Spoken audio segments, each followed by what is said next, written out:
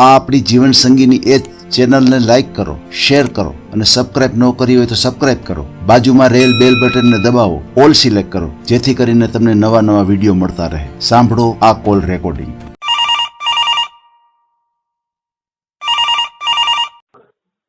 Hello. Hello. હાજી. હા, બોલો બોલો. હું ધંધુકાથી બોલું છું, ધંધુકા ગામડેથી. હવે હું કહું છું, બોલો બોલો ભાઈ. મારા બાબાનો સંબંધ કરવાનો છે. હાજી. કેવડી ઉંમર છે ભાઈની?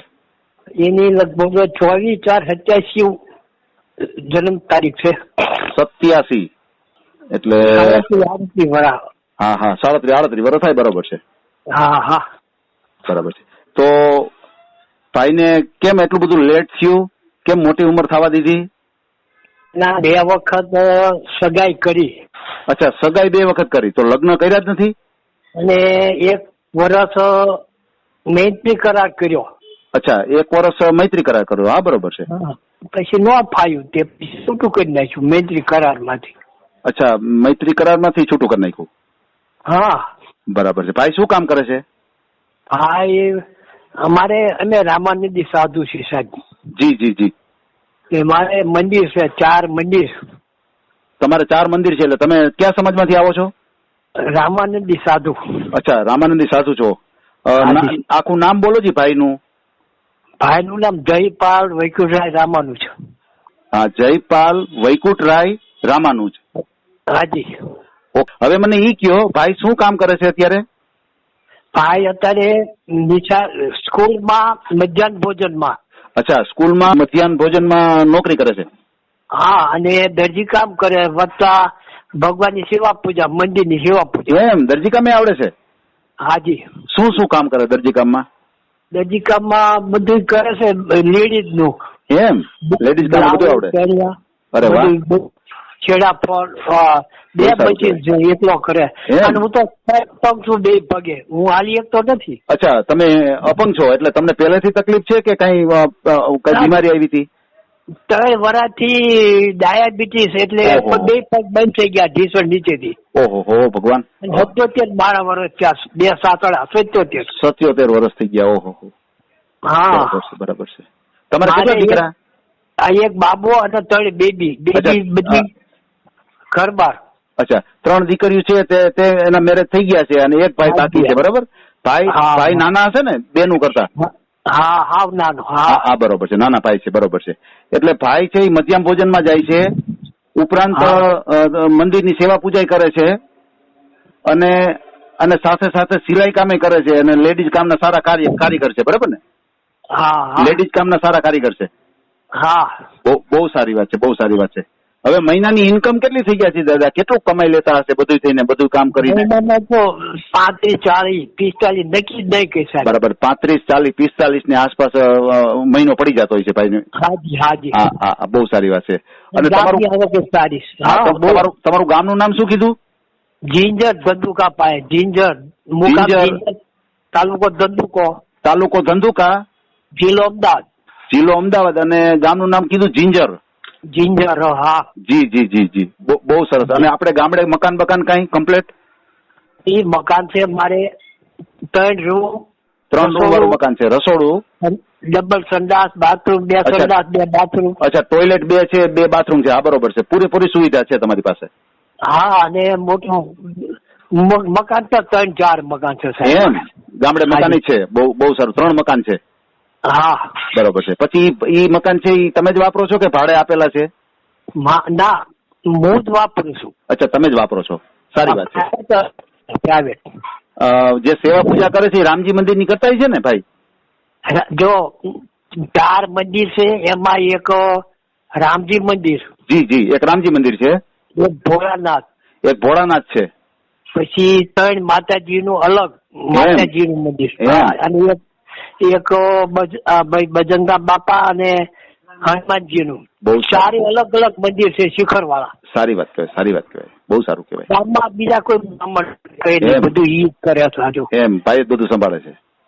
હા, કર્મ કાઢું કરી નાખે. ત્યારે સાંજના બંધ કરવાના હોય, નાના મોટા કામ બધા કરે. બહુ સારી વાત છે. બહુ સારી વાત છે. કર્મકાંડ પણ કરી લે છે. હાજી. હા, સારું કહેવાય. બહુ સારું કહેવાય.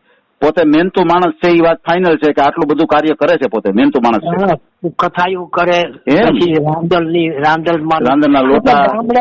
બ્રાહ્મણ નહીં, કોઈ નહીં, એટલે પછી શું હા, બરોબર છે. એટલે તમે સંભાળી લીધું, ના સારી વાત કહેવાય, બહુ સારી વાત કહેવાય. ભાઈ ભણેલું કેટલું હશે?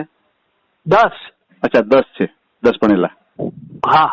હવે દાદા તમારે તમારી જ કાસ્ટમાં હોય તો કરવું છે કે પછી કદાચ બીજી કાસ્ટ હોય તો હાલે?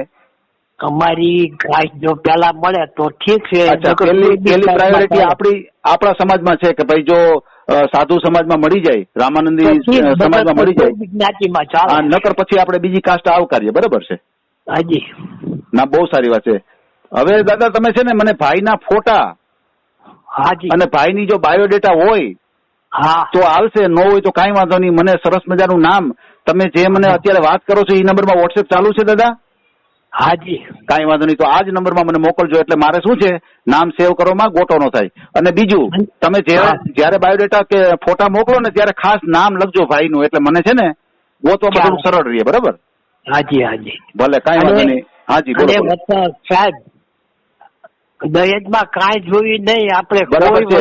દીકરી તૈરા લુગડે આવી જાય તો કાંઈ વાંધો નહીં. બરાબર છે? હા, અને આપણે બધું એને ઘરાણું ચડાવવાનું નક્કી આપણા તરફથી. બરાબર? બહુ સારી વાત. એટલે કદાચ દીકરી જો પહેરે લુગડે આવી જાય તો કાંઈ વાંધો નહીં, ઘરેણું બેરણું તમે બધું ચડાવશો, બધું તમે વ્યવસ્થિત કરી દેશો. બરાબર? હાજી હાજી. ના, સરસ. એટલે કોઈ એવી અપેક્ષા નથી, ખાલી દીકરીની અપેક્ષા છે કે આપણે સારી કોઈ સંસ્કારી પરિવારની દીકરી મળી જાય તો આપણું ઘર ભેરું થઈ જાય. બરાબર? અને દાદા બીજું તમને એ વાત કરું કે અત્યારે તમે જે મારી હારે વાત કરો છો ને એનો મેં ઓડિયો રેકોર્ડિંગ થાય છે અત્યારે, અને અમે યુટ્યુબ ઉપર મૂકશું. કઈ વાંધો નહીં, ડોન્ટ વરી, મેલી દેવાનો. હા, બહુ સારું. એટલે આમાં શું છે દાદા, આમાં ઘણી વખત એવું બને છે કે આખી વાત કરીએ, 2 મિનિટ 5 મિનિટ 10 મિનિટ વાત થાય, પછી કે ના અમારું વાયરલ ન કરતા. તો આમાં શું છે, ના વાયરલ કરવાનું, યુટ્યુબ માં મેલવાનું, એ આટલું ફોન કર્યો. હા, બહુ સારી વાત છે. એટલે મેં કીધું યુટ્યુબ માં અમે મૂકશું. બરાબર? અને બધે બીજે આવે ને એટલે બધે જાહેરાત કરશું. બરાબર? ના 100%. અને હું તમારો ઓડિયો છે ને આ જે મૂકીશ ને એટલે તમારામાં હું લિંક નાખીશ, એટલે તમે જોજો અને બીજાને સંભળાવજો, ક્યાંય મોકલજો. એટલે જેટલો તમારો ઓડિયો વાયરલ થશે ને એટલું આપણે ગાયકા કાર્ય થશે આપણું. હા, એટલું બધા ખબર પડે. સાચું વાત. હા, અને બીજું દાદા ખાસ એક ધ્યાન રાખવાનું છે કે આપણો આ ઓડિયો વાયરલ થશે ને એટલે તમારી ઉપર ફોન આવશે કે મારે દીકરીનો સંબંધ કરવાનો છે ને મને આટલા પૈસા ટ્રાન્સફર કરો, મારી પાસે છે ને ટિકિટ ભાડાને નથી ને અમે તમારા ગામ આવીએ છીએ એમ કહે. સમજ્યા? ઈ તો વાંધો નહીં, ઈ તો હું બધે પહોંચી વળીશ. હા, એટલે તમારે ખાસ ધ્યાન રાખવાનું છે કે દીકરી લઈને અહીંયા આવો, અમને જોઈ અમને ગમશે તો અમે તમને ટિકિટ ભાડાને દઈ દેવું. બરાબર. એટલે ખોટું હોય છે, દીકરીનો જેને સંબંધ કરવાનો હોય ને પૈસા કોઈ દી માગે જ નહીં. પેલા નો માગે. સાચી. એકવાર આવે, જુએ, એને આપણું ઘર સારું લાગે, આપણે દીકરી સારી લાગે તો પછી એકાબીજા વ્યવહારિક વાત કરે કે ભાઈ અમે નાના માણસ છીએ તો તમે અમને થોડી હેલ્પ કરો. એ વાત અલગ છે. પણ આવી રીતે પરબારા પેલા પૈસા માગે તો મને એવું લાગે છે ખોટું જ હોય એમ. ના સાચું હોય, અને એને ભલે 5-25 ની જરૂર હોય તો આપણે આટલી તમે હેલ્પરૂપ થશો, પણ બને ત્યાં સુધી આ રીતે નહીં કે ખોટી રીતે તમને કોઈ છેતરીને લઈ જાય. ના બરાબર. કઈ વાંધો નહીં. ભલે દાદા, ભલે. હો, વિડીયો તમે પૂરેપૂરો જોયો હોય તો અમારી ચેનલને લાઈક, શેર અને સબસ્ક્રાઇબ કરો. બાજુમાં રહેલ ઘંટડીના બટનને પ્રેસ કરો, ઓલ સિલેક્ટ કરો, જેથી કરીને તમને નવા વિડીયો મળતા રહે. મિત્રો, શેર જરૂર કરજો જેથી કરીને આ વ્યક્તિને એની પસંદગીનું પાત્ર મળી રહે. પાછા મળશું એક નવી બાયોડેટા લઈને. જય શ્રી કૃષ્ણ.